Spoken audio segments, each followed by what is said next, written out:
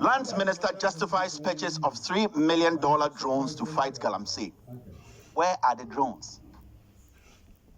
$3 million. Do your own comparison. How many things can just go? $3 million. Do you know what it can do in Ghana? Do you know? We went to purchase drones, $3 million. At the end of the day, we still lost the battle. At the end of the day, we have still sent out 200 soldiers to physically go and assault people.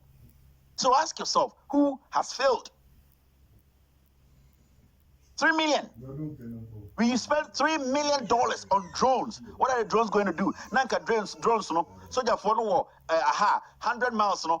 Must send the drones, no. Now call around, take pictures. Now chile baby, Omudi Galamsey, no. Send a bear, ya koha, you say course when you follow ya kwachomo. But see drones, no. When did you ever see them release a footage from drones to Ghanaians? Say this is the interministerial DND. This is what we are doing. The Vanguard, your chat drone. This is a scam. Somebody is supposed to go to jail. It's what say. It's not about it's not about personal issues. Let us forget our tribal sentiments and who is who and who hates who. Not that thing. Let's look at the issues. And no, some Jonah catch there. No, we have become too partisan. The system is too polarized. If you mention NDC in your argument and you don't add MPP to it, you are not making sense. When I sit here and I'm making an example and I don't make an MPP example and NDC example, automatically I'm an NDC person. If I do it the other way, it doesn't work like that. Where you see, when the faults are there, let's say the faults are there. Nobody has denied that Galamsey was. We had Galamsey during Mahama's time. Nobody. And nobody has denied, said Mahama did his part. He actually deported about 5,000 Chinese. He didn't do his best. Maybe we were supposed to know more. He was supposed to go extra mile. He didn't. We saw how Galamsey was growing up. And remember, Galamsey, I will not take any of the Fourth Republic presidents out. None of them. But it started small. Mahama's time was there. We all saw it. And the Kufu came with this great statement.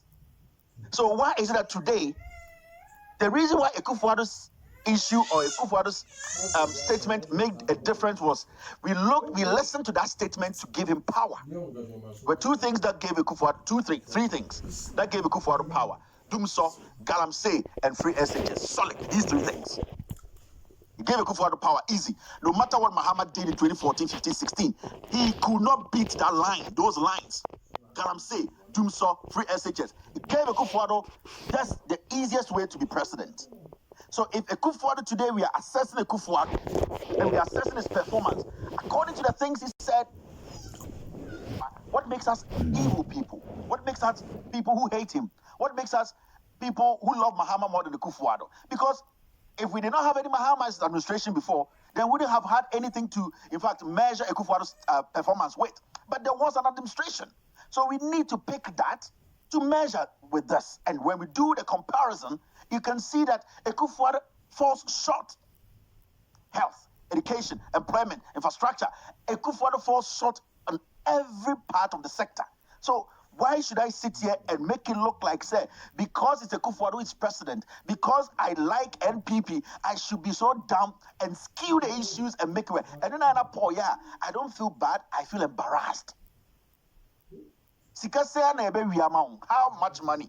You can't eat 4 chicken. You can't. Mr. Boga, Paul, you cannot eat 4 chicken. You can't sleep with all of them one day. You can't. So what at all are you doing? That is the thing. Yeah, coffee, yeah, Milo, yeah, chips. We can give you a cappuccino. They can give you whatever you yearn for on the table. You cannot finish them. It makes you human. So at a point in life, when you get to a point, you realize that I'm just human. I just have to do the right thing. Tell the truth. That's it. I know, everybody knows you love Akufo-Addo. It's no crime. Everybody knows you are affiliated to MPP. It's not a crime. You are human. You need to decide. But there's one thing that distincts you from somebody who is a hypocrite. There's that thing that makes you that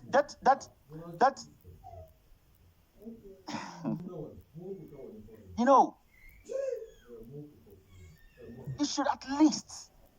Sometimes when you hear Kwaku Baku speak on radio and you listen to him and you're like, so is the Kufuado MP the only people who can save us? We are the people in the ship with you, my friends. We are the people in the ship with you. Asempa, we are the people in the ship with you. And the God being good, none of us is blind. None of us in this boat is blind. When the waves are high, we all see it. When the ship is turning, we all see it. When the captain is up there, steering the whole ship, and he's not doing the right thing, we all see it. So you, being part of us, having family, having a bushia, living with us in and out, knowing the pain people are going through today, no jobs, lights going off, so many things happening, you don't just blatantly lie for what? What do you get?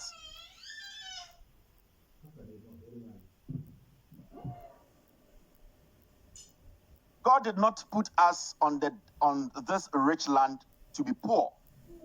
It is bad leadership that makes us poor. And this is what Akufo-Addo wrote in 2016. Who is rich in Ghana today? Who is rich in Ghana today? The only rich person in Ghana today are the PDS criminals. Gabi Asotwe-Darko, he is the only rich person in Ghana today. Those people who were at least doing something, going to work in the morning and coming back home. Oh, where do you work? Oh, I work at GN Bank. I'm out of Pole. Right now, we are home for 3 months, and I have gotten some attachment at GN Bank. We go to the market and we collect the savings from the market women. So every month, I'm being paid 500 Ghana cedis. She's working. She's working. She's not a burden on her parents. She's not a burden on the community. He's also looking up to something. He's saving. He can help his kid brother. Oh, where do you work? Oh, I used to work at Comrade Force Bank, UniCredit. Yes.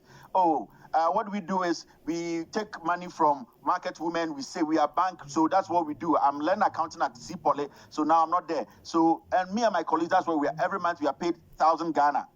He's working. He's not putting burden on his parents. He's not a nuisance. He's also saving. Now we change power, and all these people lose their jobs.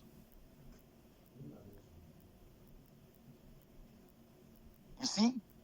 And all these kids, all these young ones, all these people who were, some of them were young, by the way, breadwinners, they lose their jobs. Why? Because somebody came into power and said, I don't like these banks. Close them down. I'm going to use this $15 to $60 million to close the banks down. Whilst we know that there was some mismanagement, we could have used 9 million or 6 million to do. Now, we are talking about the rippling effect. That kid who used to be at Cape Coast Polytechnic, who comes home and works with Parkwesi Banks, because Parkwesi's bank was taking care of thousands of Ghanaians. Comrade Force Bank was taking care of thousands of Ghanaians. So many banks. Now these kids are back home. Young girl, no job. She's a second-year student in a polytechnic. What does she have to do? The mom is a fishmonger. Today, when you go to the sea, they come out, the net comes out, it's all bottles. Our water bodies are messed up. Now the kid is frustrated. She needs to go back to school. Some guy is sitting somewhere else who is also a predator. He convinces this girl, sleeps with this girl, impregnates this girl. Now the woman's hope was this girl to go to school, get some decent job, and take care of her. Now the whole cycle has crumbled. This girl is going to have a kid. This guy is going to run away. This girl's life has been shattered. No school again, can come back home.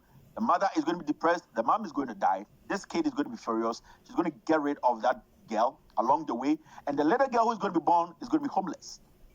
And then we have Gabi Asotwe-Darko living in Accra, living with his family. His kids go to school in London. He's living well. He's always shaping his beard, looking good, buying a perfume that can take care of that little kid in school. So who are we hurting here? And this same little girl's mom lives around Elmina Commander. There's Elmina Commander factory. There's the sugar factory there. It can take about 3,000 jobs, 3,000 people. When indirect and direct job, you are going to 5,000 people. That lady who mistakenly got pregnant and the man ran away, whose school was halted, she could have been employed at least in that company. She'll start making money a little bit. She can go back to school. She can even take care of her daughter to make sure her daughter gets the best school. Now, as we speak, that company is idle. So you see, this is basic political science I'm doing with you. You don't need a PhD to understand this. This is what we call rippling effects. If you hit one, if you tap water, it goes. And you know, there are thousands of Ghanaians who are going through this today.